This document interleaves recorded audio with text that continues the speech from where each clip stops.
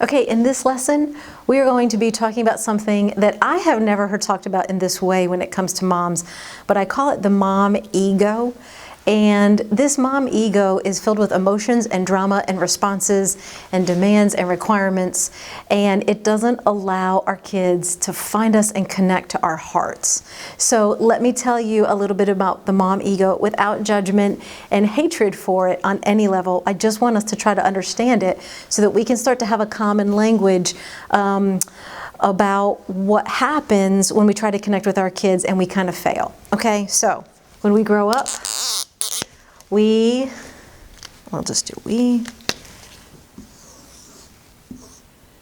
happy campers. And life happens, and sometimes people hurt and wound us. And these are like scars and holes. These are not our fault. We didn't do these. Because of our parents who are doing the best they could, they have stress, they have a lot going on.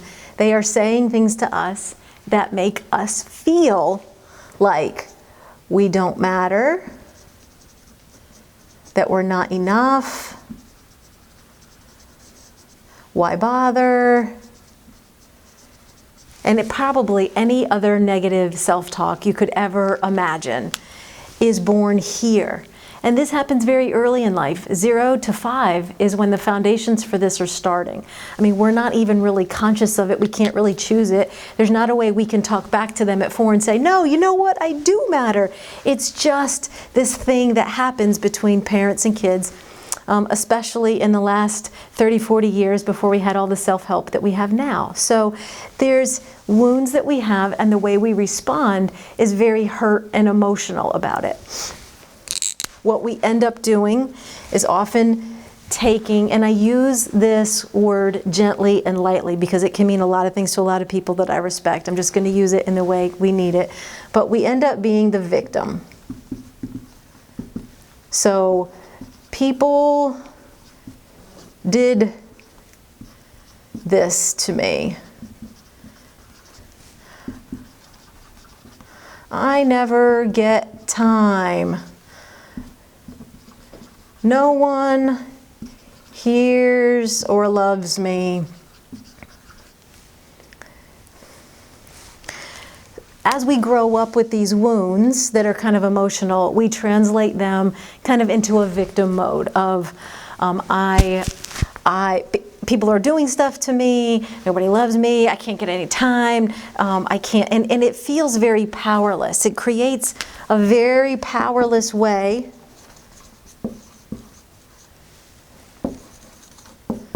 of being a mom.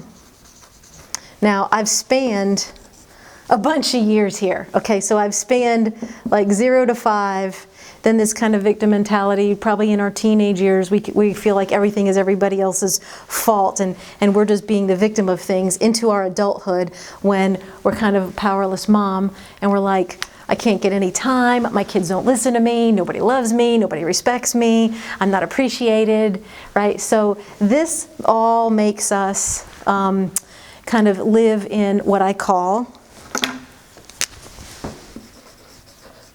the mom ego. And to survive, this mom ego needs a few things. This mom ego needs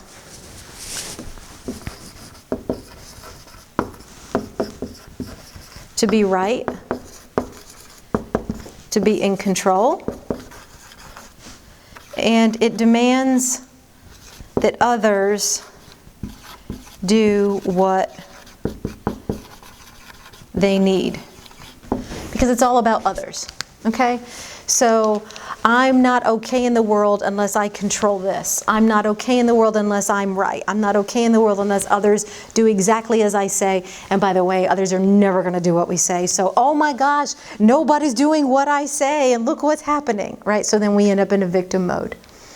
I want you to really get this kind of whole system that's happening because we bring it into our kids. Okay, so for today, I think this is enough. I'm going to give you some a little work down below to kind of start to identify some things for yourself. But this mode doesn't allow people to connect to us, and especially not our kids, because it's not an emotionally safe place, not for us to function out of and not to them. Yes, there are solutions and answers, but today I want you to really get and understand where you might be experiencing mom ego.